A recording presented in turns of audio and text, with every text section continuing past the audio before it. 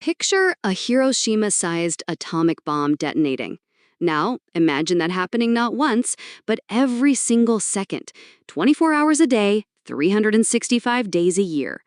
According to recent data from the Chinese Academy of Sciences and NOAA, that is roughly the amount of excess heat energy our oceans have been absorbing recently. It is a number so staggering, it almost feels abstract, until you realize that energy isn't just vanishing. It's reorganizing the fundamental operating system of our planet. We spend so much time looking up at the atmosphere, worrying about the carbon in the sky, that we've largely missed what's happening down below. The ocean has been silently doing the heavy lifting, acting as a planetary heat shield. But that shield is cracking.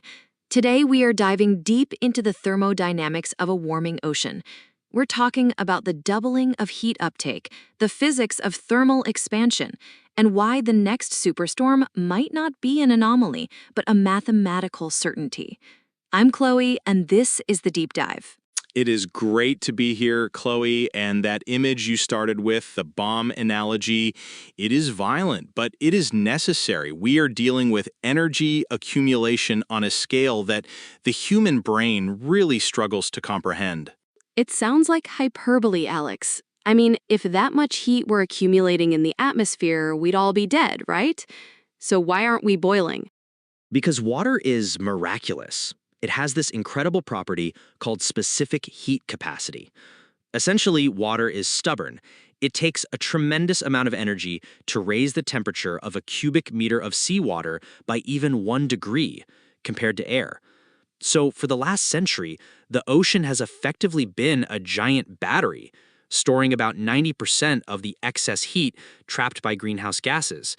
If that heat had gone into the atmosphere instead, global temperatures wouldn't have risen by 1.2 or 1.5 degrees Celsius. They would have risen by dozens of degrees. So the ocean has been saving us from ourselves. It's the buffer. Exactly. It's a buffer. But here is the problem. Buffers have limits. And the terrifying statistic that brings us here today is the rate of change. A landmark study published in Nature Climate Change and backed up by more recent data from 2025 showed that we have effectively doubled the heat uptake. Roughly half of the total heat absorbed by the ocean since the Industrial Revolution has occurred just since 1997. Wait, pause on that. Half of all the heat absorbed since the steam engine was invented has happened since Titanic won Best Picture? That is the timeline. We are compressing centuries of thermodynamic change into a couple of decades. And when you load that much energy into the system that quickly, you don't just get slightly warmer water. You get a fundamental shift in physics. You get what we call committed warming and a phenomenon known as rapid intensification in weather systems. Let's break that down, because rapid intensification is a phrase I'm seeing in the news constantly now. It feels like every hurricane season, we hear about a storm that went from a Category 1 to a Category 5 overnight. Is that the ocean heat at work? 100%. Think of a hurricane as a heat engine. It extracts energy from the ocean's surface and converts it into wind.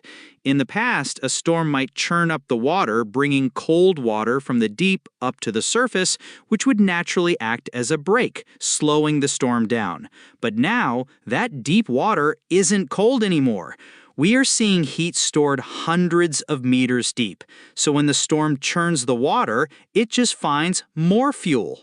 We saw this with Hurricane Otis in Mexico a few years back, and more recently with the storms in the 2024 and 2025 seasons. They don't hit a brake, they hit a gas pedal. So the safety valve is gone. The ocean used to regulate the storm, now it supercharges it. Precisely. And it's not just wind speed. Warmer water evaporates faster. The Clausius-Clapeyron relation, a basic rule of physics, tells us that for every degree Celsius of warming, the atmosphere can hold about 7% more moisture.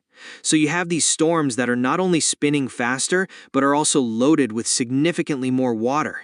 That is why we are seeing these inland floods that are completely off the historical charts. Okay, that explains the sky.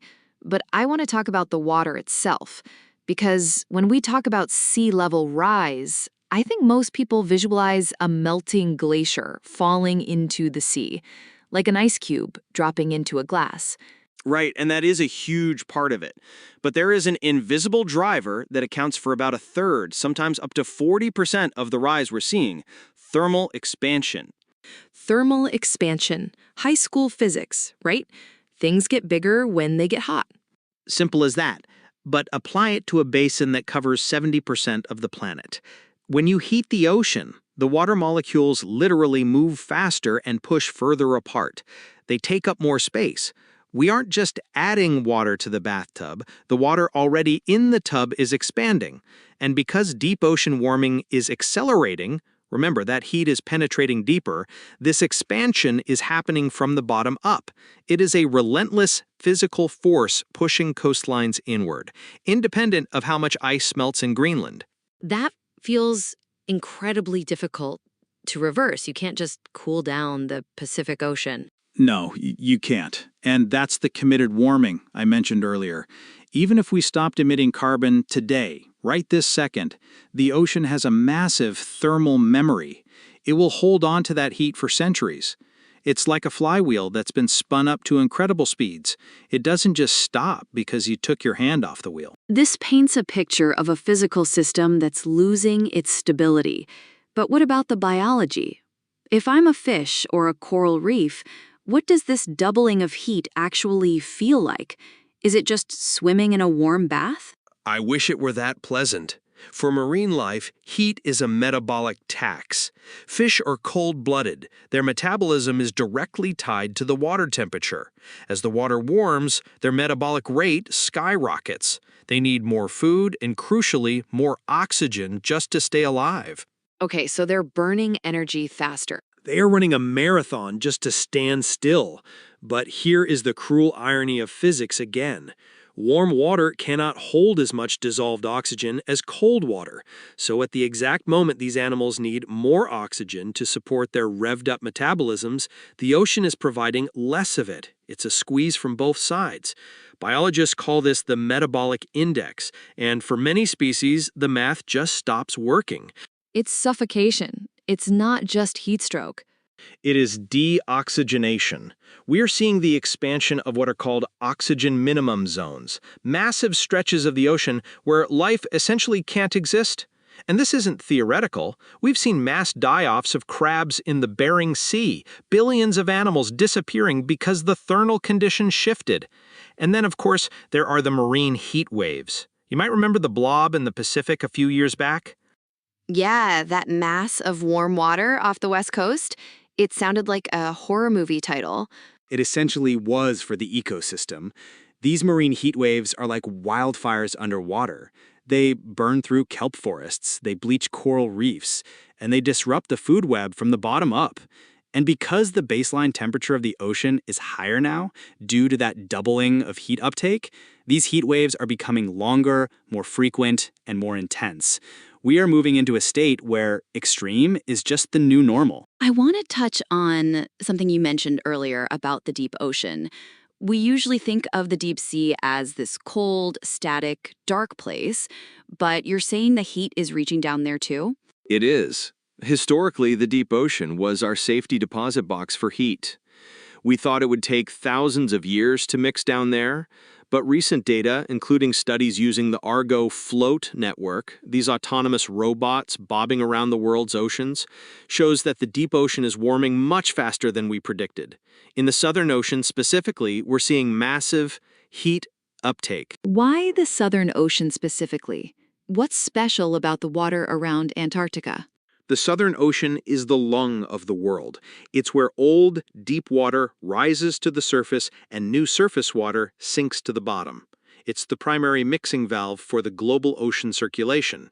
If you jam heat into that system, you risk disrupting the global conveyor belt that regulates weather patterns from Europe to the equator.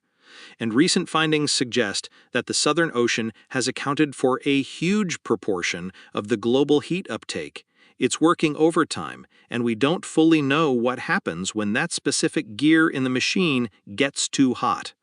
This connects back to the buffer idea. It feels like we've been running up a debt. The ocean has been paying the interest for us, keeping the atmosphere livable. But now the principal is due. That is a perfect analogy.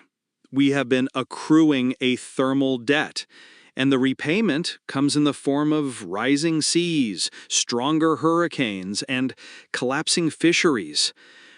The scariest part of the recent data isn't just the current temperature, it's the acceleration. If the heat uptake hadn't doubled, we might have had more time to adapt.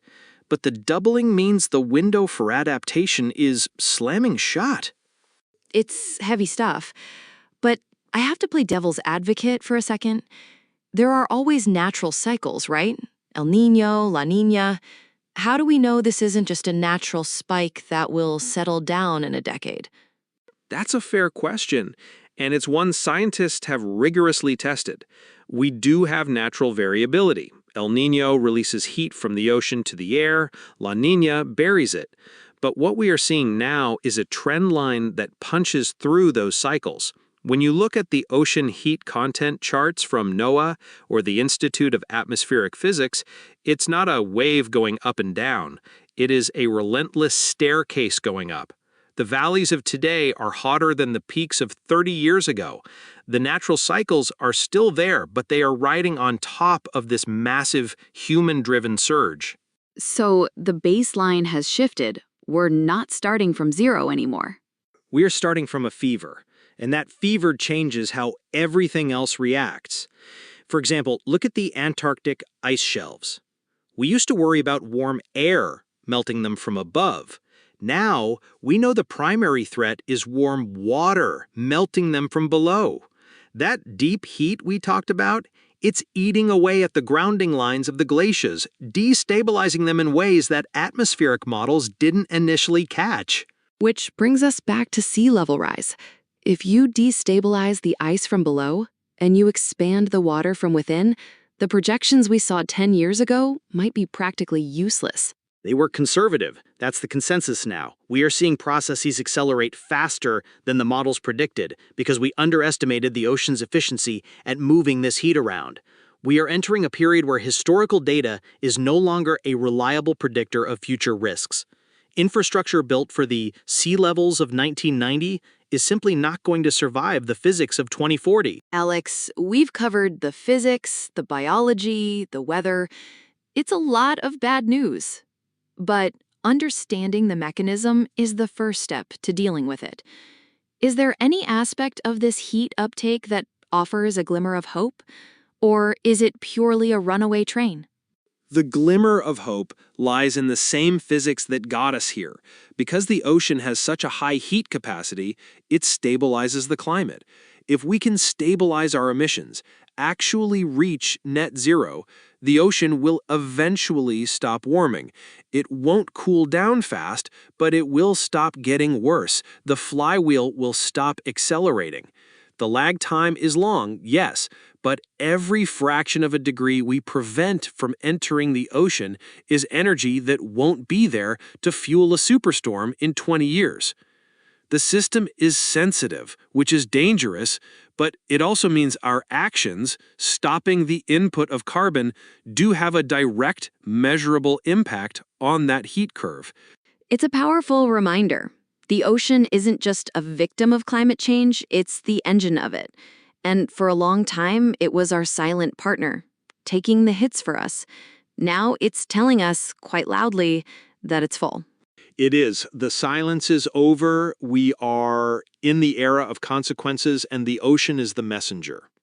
Alex, thank you for making the invisible visible for us today. It's a sobering perspective, but one we absolutely need to have. Thank you, Chloe. This conversation changes how you look at the water, doesn't it? It's not just a blue expanse anymore. It's a battery, charged up and waiting. The heat is there, the physics is set, but what we do next still matters. If you found this deep dive valuable, pass it along to someone who needs to understand what's really happening beneath the surface.